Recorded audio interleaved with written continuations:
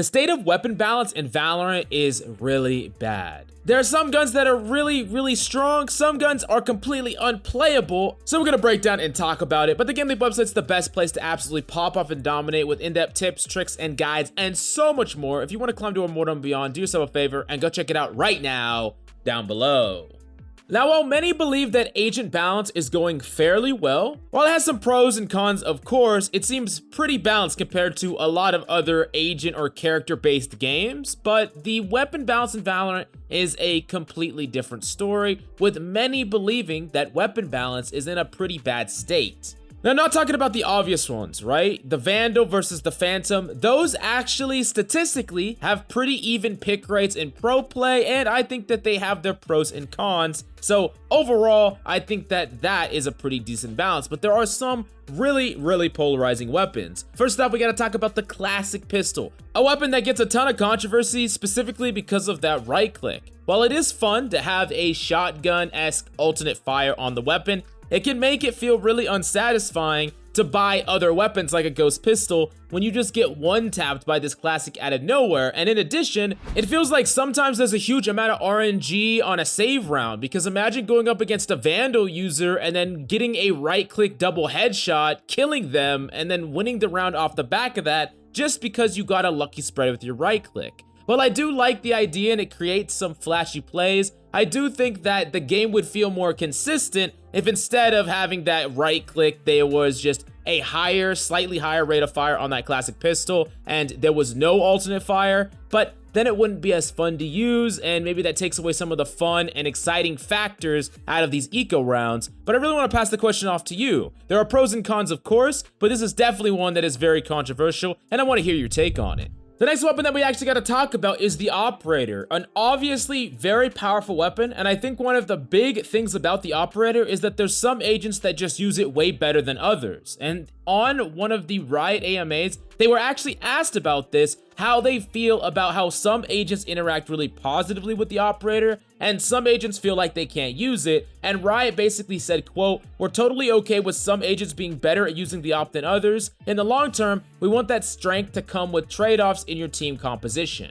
Now, I mentioned this story in the past, but I wanted to talk about it here involving weapon balance, because it's really important to understand while the Operator is incredibly powerful, Riot is perfectly okay with making this weapon favored towards some agents. We're not going to see a situation where the Operator becomes ubiquitous, where every single character can use it. It's going to be a specialty weapon in the hands of the proper agents. That's where it's really going to flourish. Now, of course, this doesn't apply for ranked play. The lower in rank you go, the more powerful an Operator becomes, simply because the diligence needed to check angles, jiggle, peek, blind, or use utility to take an angle, and then swing out, pre-aiming, all of that takes a certain amount of skill to accomplish. And the skill required to just hold an angle and shoot an enemy you see with an op is a lot less. But I really do want to pass the question off to you. Do you agree with Riot's take on this, or would you rather have an Operator that is more similar to the op from CSGO, where it's a lot easier to use from every character, it's a lot faster? Like, imagine if the Operator was maybe really expensive, but it all felt like a chamber op, and every single character could use it because you could peek angles aggressively with it if you had the skill to back it up.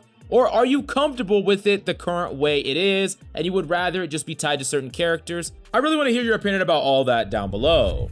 Now, the next thing that we need to talk about are guns that see very little play, and they're obviously underpowered. And the two big ones are the Stinger and the Bucky. Now, I understand you got a 5K in your highlight reel, and you think the gun's great, but in actuality, when we look at the pick rate of these weapons, it is incredibly low. And these weapons have received nerf after nerf to the point where they aren't really that great as far as an eco buy, and you almost never ever see them in pro play. Some of the reasons for this is because of the power level of the alternatives. Think of a weapon like the Sheriff or a weapon like the Marshal. With the power level of these, it makes it really unappealing to buy weapons like Stingers or Buckies, because also the Stinger and Bucky are so weak, with the alternate fire on both weapons being kind of a joke, if I'm being honest. This comes off the back of a recent Reddit thread talking about how with the new changes to the Stinger, it has dropped to a 0.29% pick rate, some of the lowest pick rate in the entire game. So this weapon is not really being used, it's incredibly weak, and there's a lot of alternatives that you can buy for a much more appealing price point. So is this okay? And I think that this is the real question that we need to ask ourselves. Do all weapons need to be viable? This is also, of course, a conversation that you can have about agents, but you need to think about how many weapons can be viable, and is it good if all weapons are, or are there some weapons that it's fine if they kind of suck? It's fine if they're not used. To compare it directly to CSGO again, there are a whole bunch of weapons that you can buy that are just not very good. And just because a weapon is not very good, or only good in a very niche scenario, or at a certain rank, doesn't mean that that weapon needs to be buffed to fit in.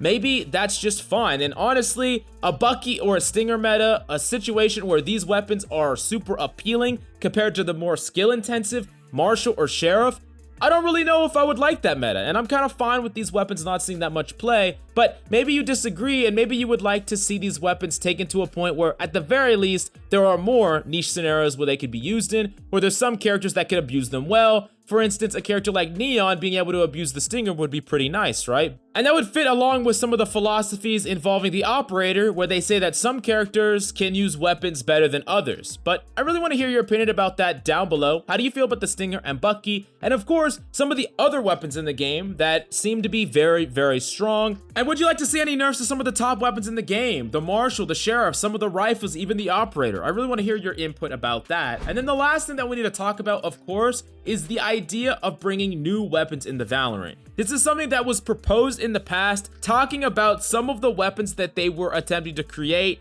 For those of you who don't remember, they were working on a semi-automatic sniper rifle that they scrapped, and a whole bunch of people were like, oh hell no, that would be fucking terrible. And yeah, I'm pretty glad that they scrapped that, but it does get you thinking about potential weapons they could add to the game that can attack the meta in a very unique way. Something that is a lot different than the weapons that currently exist, and perhaps it could create some more exciting bits of gameplay. And personally, the only type of thing that I would want to add into the game outside of the current weapon offerings would probably be something like a defuse kit. Or you could actually buy and it would decrease the time it would take for you to defuse a spike, but maybe that would be too strong in Valorant with all the abilities. I'm not entirely sure. I just think it would be kind of interesting to add an idea like that into the game. It could have crazy ramifications, but I think it'd be interesting. And I just really want to pass the question off to you. How do you feel about the balance in the game as far as weapons are concerned in comparison to the agent balance? And if you could design your weapon, any weapon from the ground up for Valorant specifically, what would you make? How would you create it? And what would it specifically do differently than all the other weapon offerings in the game? Let me know down below. And go to the GameLeap website to pop off and dominate. We have so many guides, tips, tricks by immortal level players or above. So do yourself a favor and go check it out right now down below.